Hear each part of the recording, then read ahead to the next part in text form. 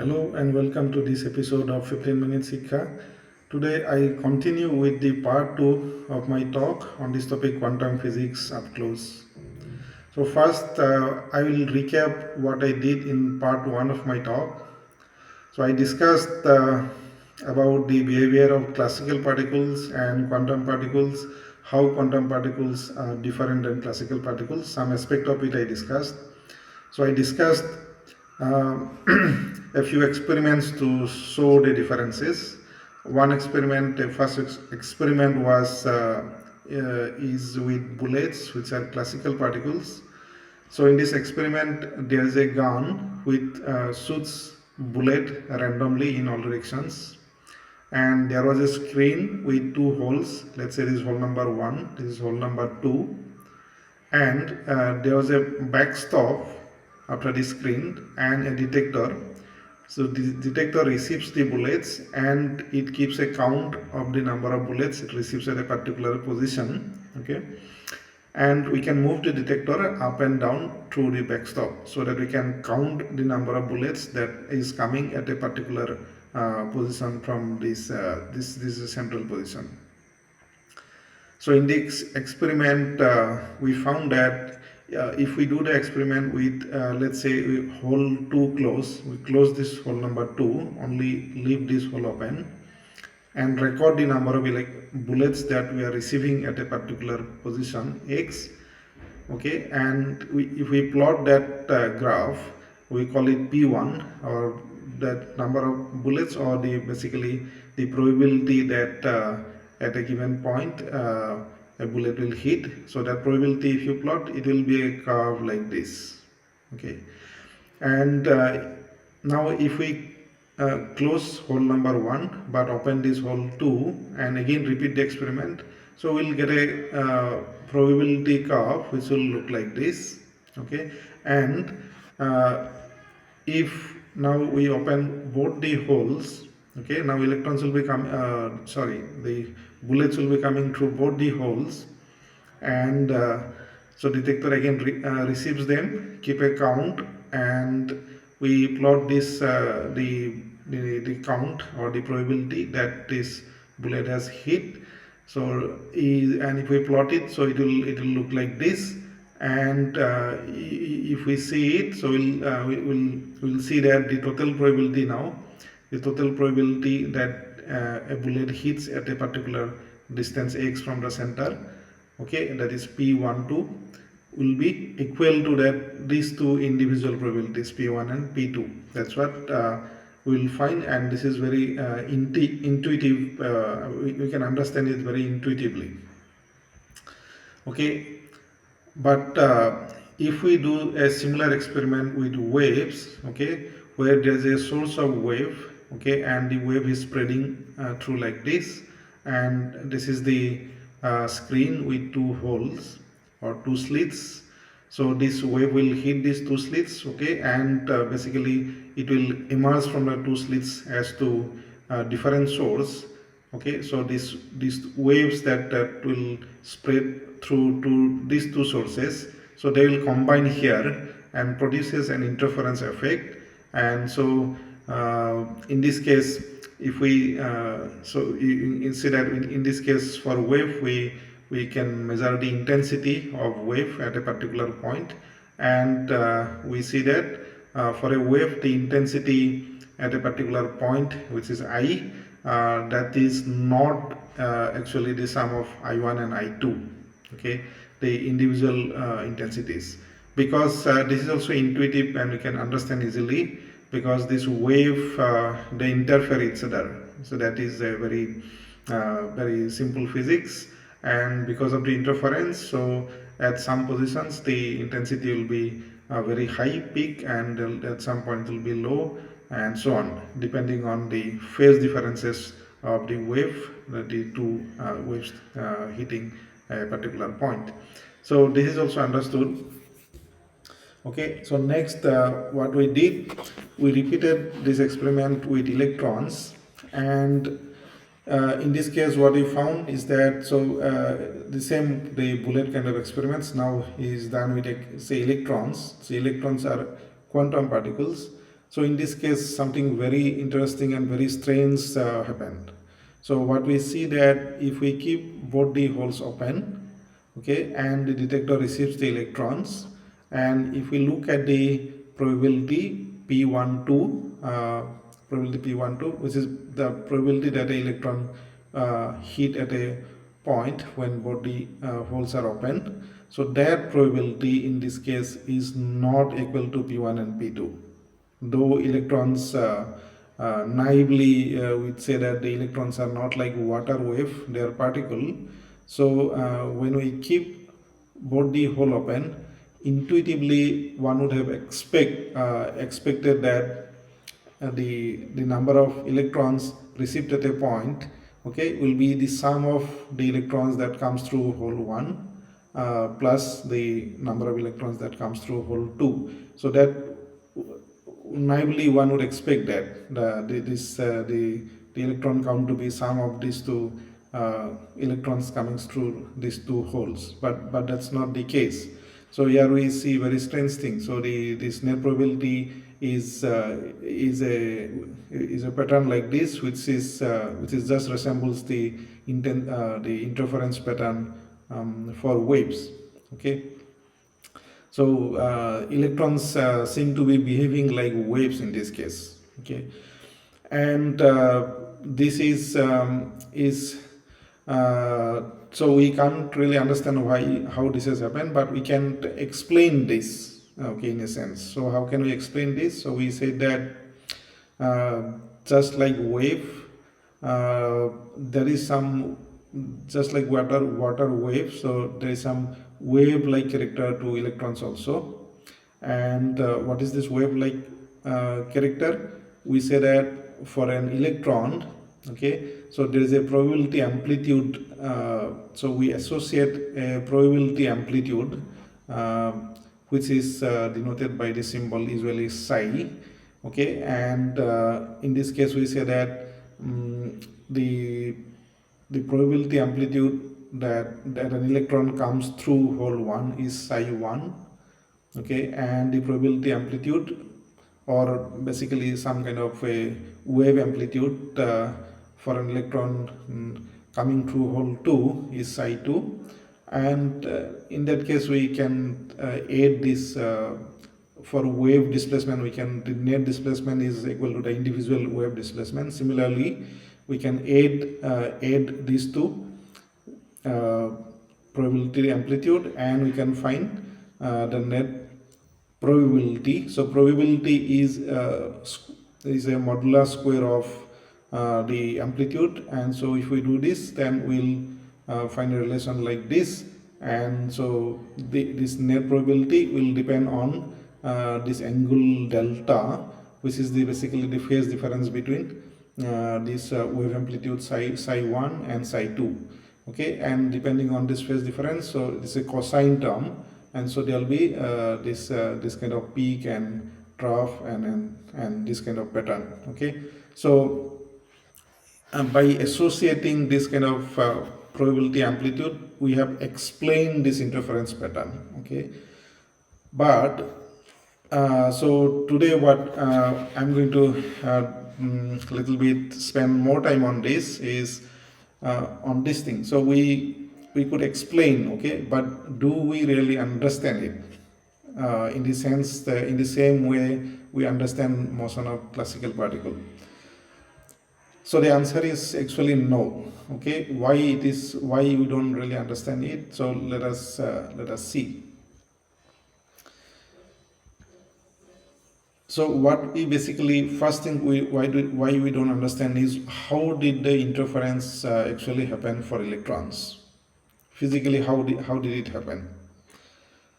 So this means that for water wave, if you remember, we see interference because this water wave, okay, the one wavefront will come and hit both the holes or both the slit, and from both the slits to secondary water wave, or for that matter any wave, so these two waves will emerge from these two holes, okay, and they interfere and produce that interference pattern. Okay, But for electrons, how can that happen? The question is, do the electrons somehow split up, okay, midway, and they arrive at the screen in split parts? Does that happen? The answer to that question is actually no. So it can be arranged for the detector counter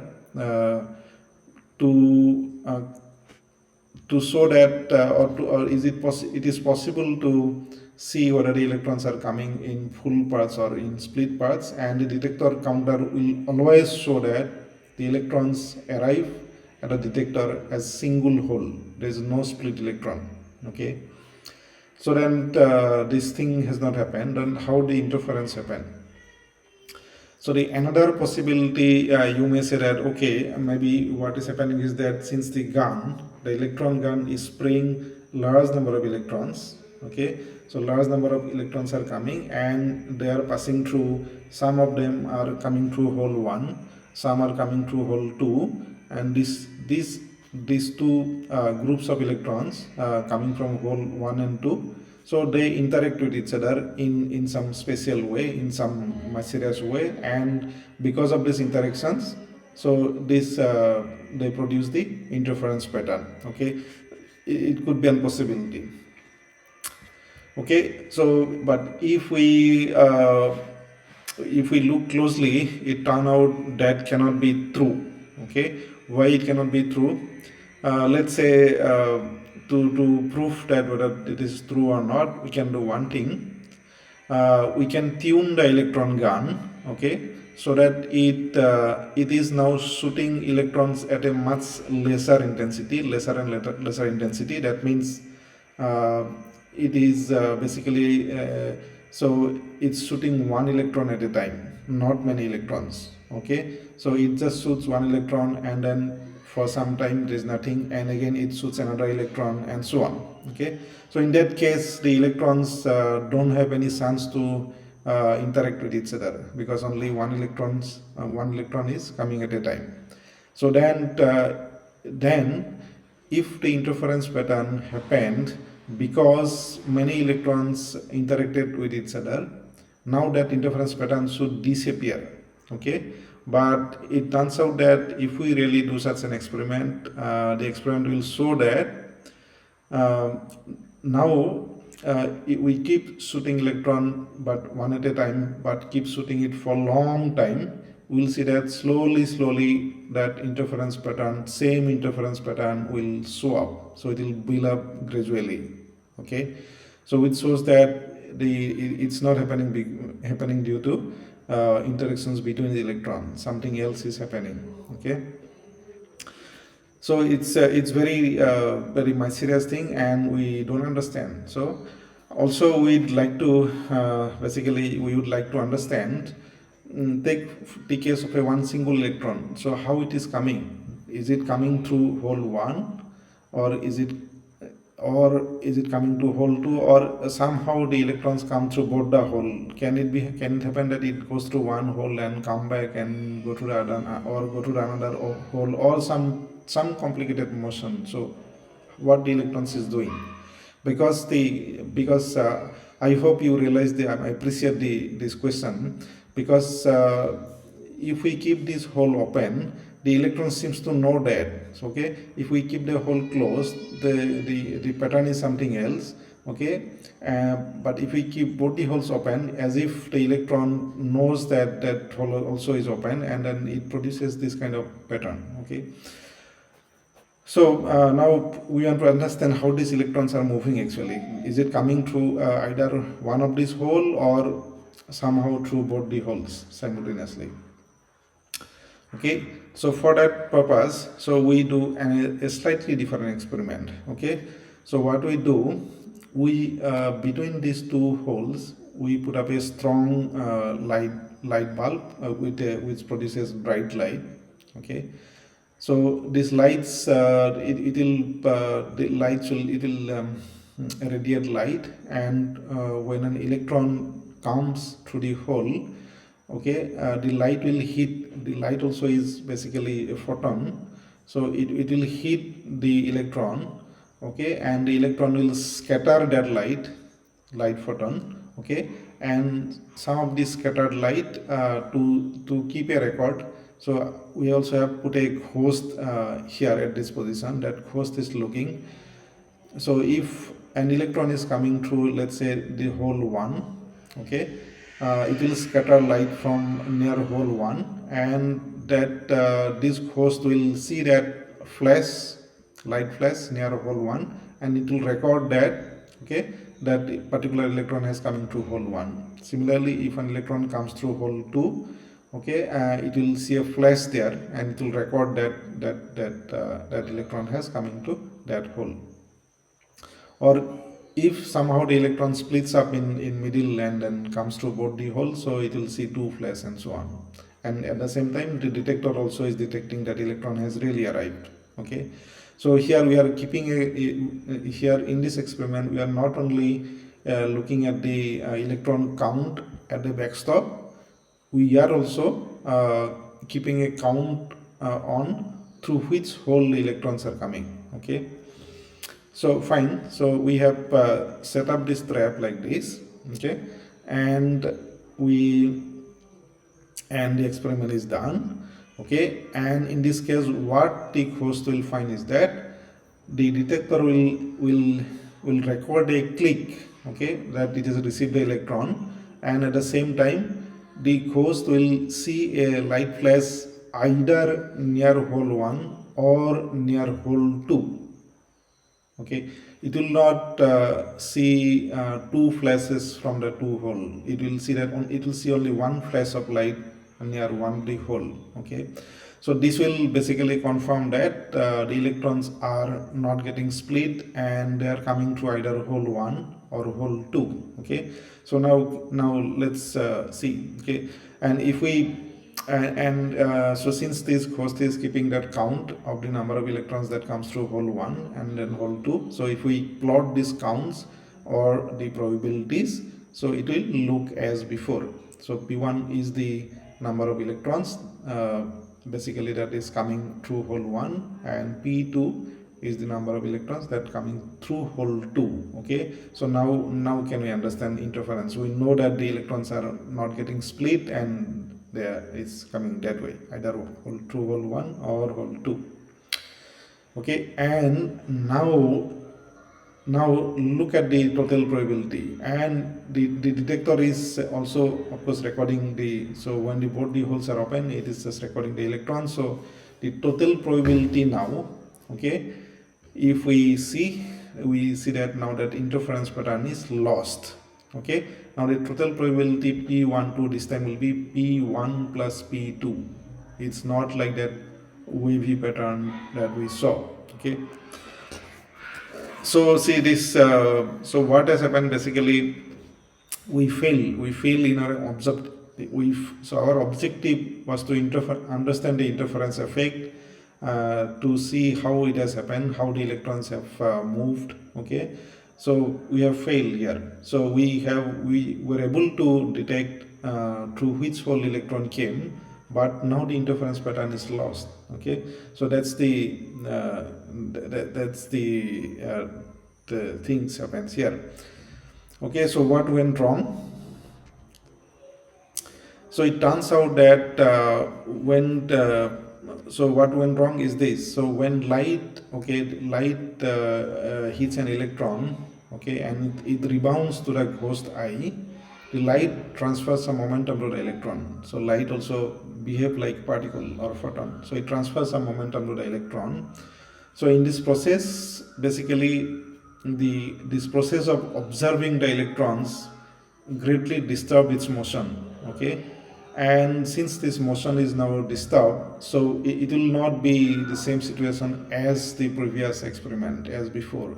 Okay, so this disturbance, okay, it destroys this interference pattern. Okay, so and you may try, people have thought all sorts of ways to basically to get the interference pattern and at the same time track the path through which the electron has come, but all such attempt will fail. It's not possible. Okay, So in fact, so people had long back had come to at some point, physicists came to a realization that there is a fundamental limitation, okay, in the measurement process that we cannot get away with. So what is the fundamental limitation? So for classical particles or particles of big size, big mass, this thing doesn't matter.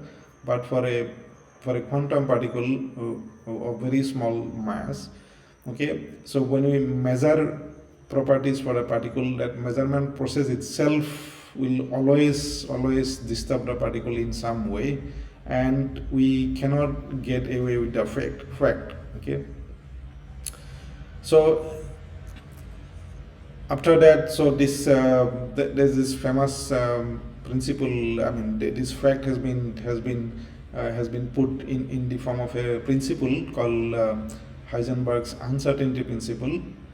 So what this principle says, that the position x and momentum p of a quantum particle cannot be precisely determined simultaneously. Okay, so if the accuracy in position is delta x, accuracy means, so we can say that the particle is within the distance delta x. We cannot pinpoint it, let's say. And if the accuracy in momentum in the momentum measurement is delta p, then these two quantities, delta x and delta p, so these two quantities must be greater than or equal to this quantity x cross by 2 pi, where x cross or the h is a fundamental constant of nature, so it's called Planck's constant, and it has a very small value, 6.62 into 10 to the power minus 34 joule second. So this principle says that suppose you want to measure the position of an electron with absolute accuracy.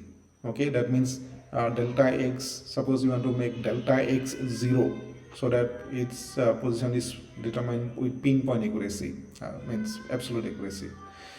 So if delta x equal to 0, then this relation says that delta p will be infinite. Okay, delta p is the uncertainty in momentum. So if delta x is 0, delta p will be infinite. That means the uncertainty in momentum is infinite. So we basically have absolutely no information about the momentum of the particle.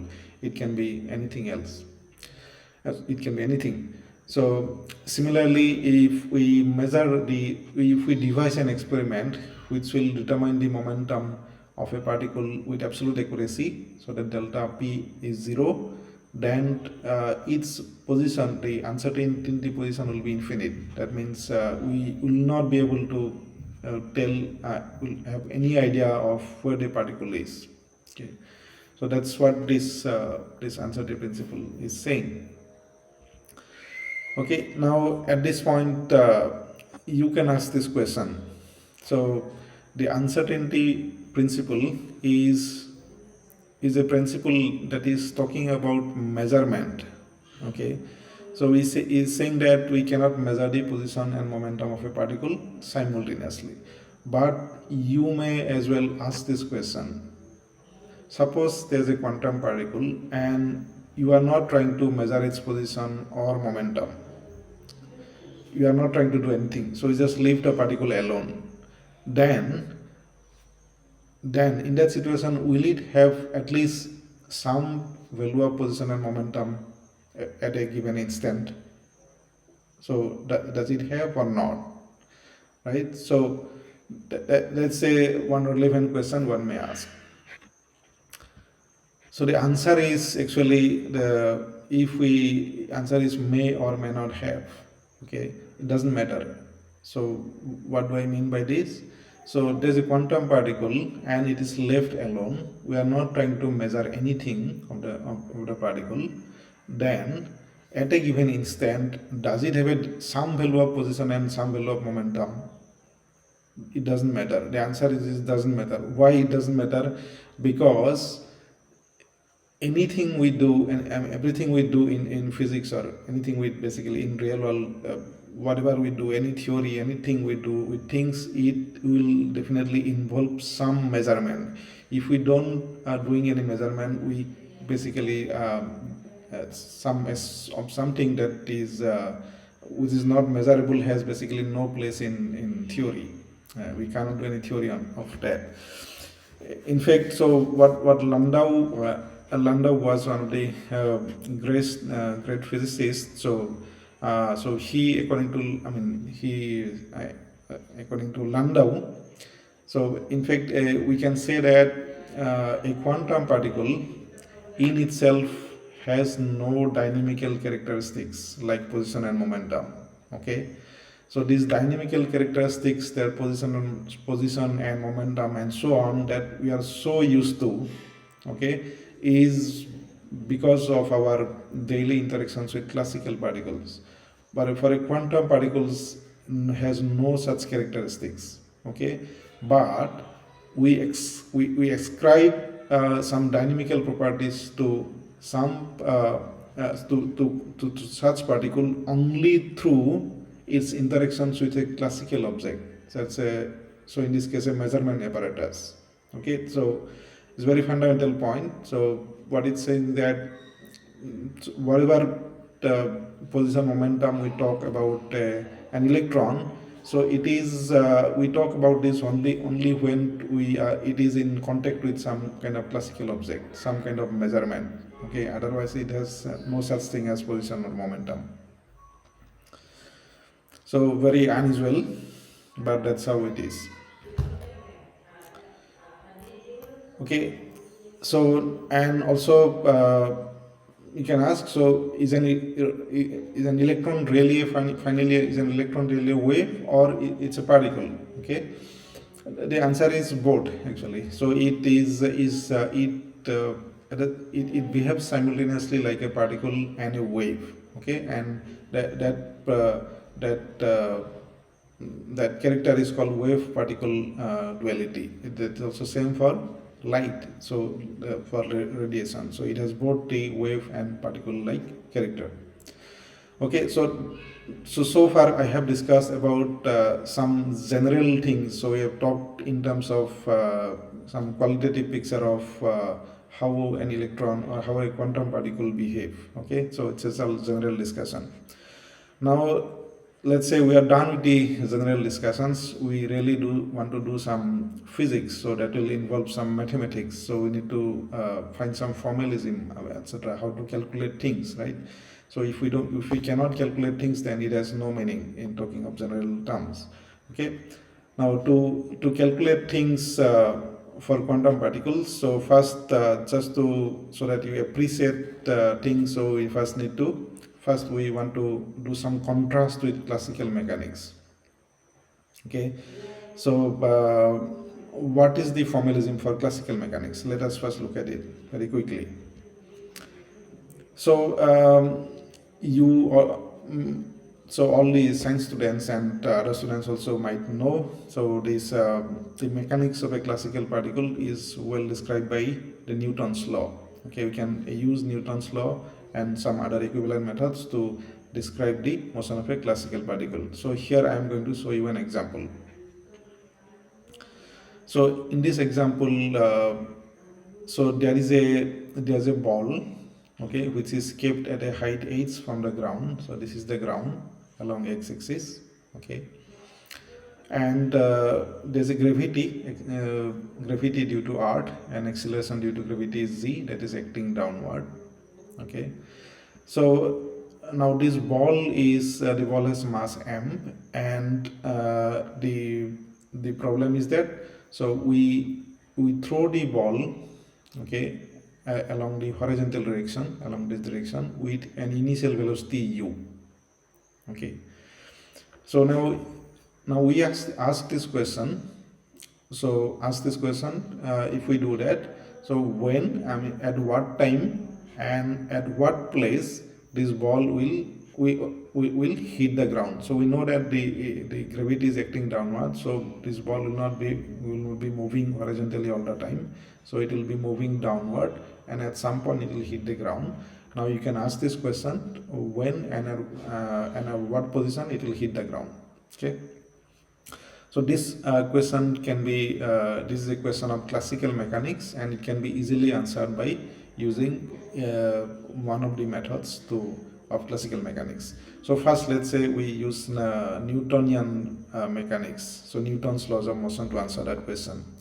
So it is very simple. So in this case, the initial position is given. Initial position is, so it's a two-dimensional motion, so I am using this notation. So initial position r xy is x is 0, x coordinate is 0, y coordinate is h, okay, and the initial velocity, the x component of initial velocity is u, and vertical component is 0, I0. So that's the initial state of the particle.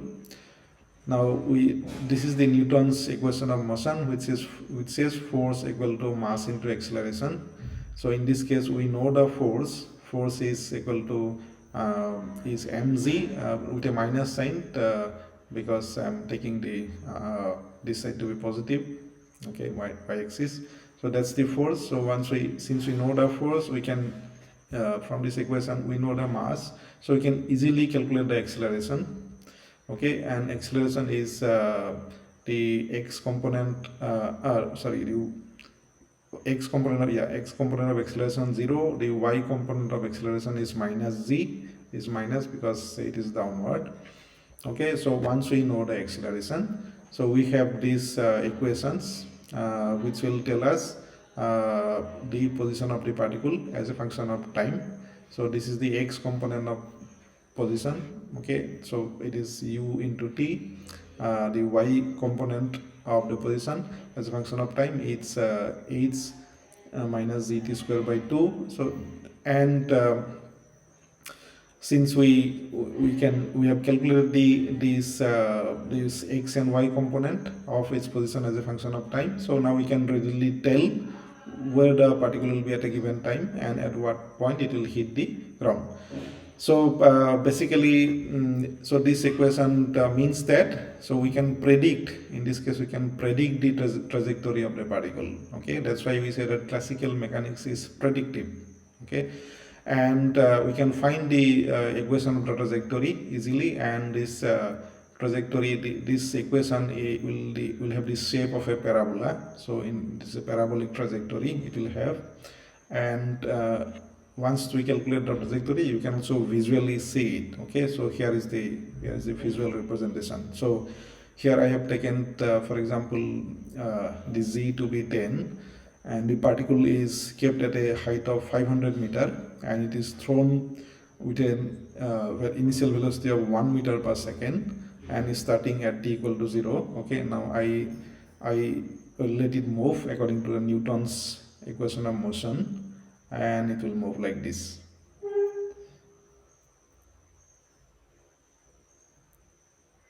Okay, done. So the particle has hit the ground at this position after time t equal to 10 seconds. So here we go. So we have discussed the trajectory. I mean, not this. Sorry, we have found the trajectory of the classical particle exactly, and we could predict how it will move. So this is why we say classical mechanics is predictive. Okay. Now there are other alternative methods in classical mechanics which will basically, we can exactly same thing we can obtain using other methods. So just to make you there's at least the name familiar with you. So there is a Hamiltonian formalism. Okay, so what is Hamiltonian formalism? So in the Hamiltonian formalism, we define a function called Hamiltonian function, which is basically this is the kinetic energy part, and that's the potential energy part. And just as there is a Newton's equation of motion, there is a Hamilton's equation of motion. So which is now look different. So it's a differential equations. Okay, but the solution is very simple. Okay, and we will exactly get the same. So if we integrate these equations, we'll exactly get the same equation. We'll get exactly same trajectory. Okay, everything is same. So it's just a different way of handling this thing. there is another method in classical mechanics, so that is called this principle of least action. So we can define a quantity or function called action, okay, which is like this. So this is an integral of this quantity L, okay, and this L function is called Lagrangian. So this Lagrangian is defined like this, and this integral of the Lagrangian from a time t1 to t2, so that quantity is called action. And so basically you can say, so you can take different part. So we suppose we don't know what is the actual part, so but let's say we know the final position. So final position is here, and we can imagine all sorts of part, and for all part we can calculate this quantity called action, okay. So, and once we do that, then there is a principle which says that the correct trajectory out of all possible infinite possible trajectory then one can think of, the correct trajectory of the particle will be the one for which this action will be minimum, okay. So now we can mathematically find for what trajectory this action will be minimum, and if we find that mathematically, we will exactly find the equation that we found from Newtonian mechanics. Okay, so we found a trajectory with using this method also. So this is the summary of what I discussed today. I showed that the quantum particles display the dual character of particles and waves, and there is a fundamental limitation in the measurement of the properties of a quantum particle, and the accuracies in the position and momentum measurement are limited by a fundamental equation which is given by delta x and delta p. They cannot be smaller than h cross by 2 pi. And I also showed one example of classical the motion of a classical particle, which can be solved easily using either Newtonian mechanics or Hamiltonian mechanics or principle of least action, and these formalisms basically lead to the prediction of the trajectory of a classical particle, okay. And so we say that classical mechanics is predictive. So in the next talk, what I will do, I will conclude this series within the next talk, where I will describe the formalism of quantum particles, the Schrodinger wave equation. What does it describes? Okay, and I will work out few example problems, very simple problems of quantum mechanics, and of course these example problems will show us a very nice quantum surprise that we'll get to see. Okay, so with this I end my talk today here. Thank you.